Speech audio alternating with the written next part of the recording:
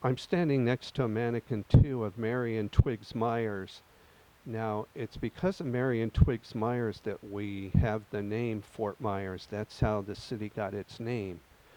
She was married to a Union Quartermaster General Abraham Myers, um, who was the highest ranking Jewish general in the Civil War.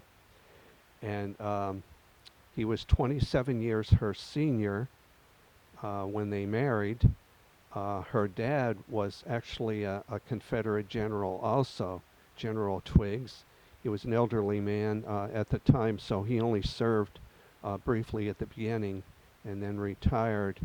But when she was engaged to Abraham Myers, then General Twiggs decided to rename the fort, which was in present-day Fort Myers, and he gave it the name of Fort Myers after uh, General Abraham Myers.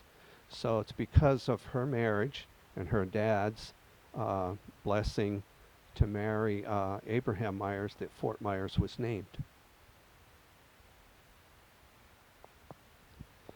We also have some artifacts here that are from the darker side of the Civil War, and they have to do with slavery, and also some medical things also.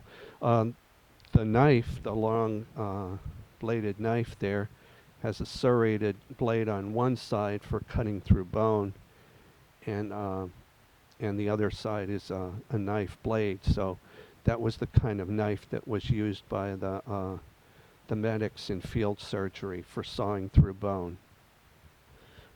We also have next to that a slavery collar, so that's a slave collar with a padlock on it actually, and they would harness the slaves with those.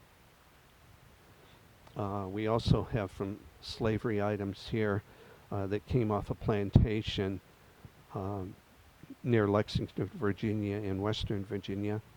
And those are our slave shackles that went either around the ankle or around the wrist.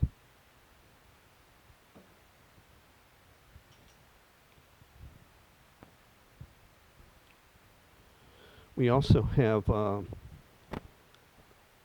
in the bottom part, we have a tobacco grinder.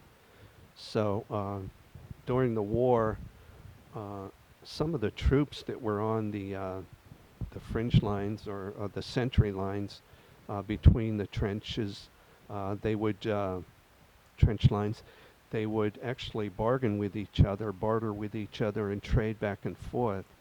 So the Union had coffee, and the Southerners had their tobacco. So they would be the two trade items that both sides would, the sentries would trade between each other.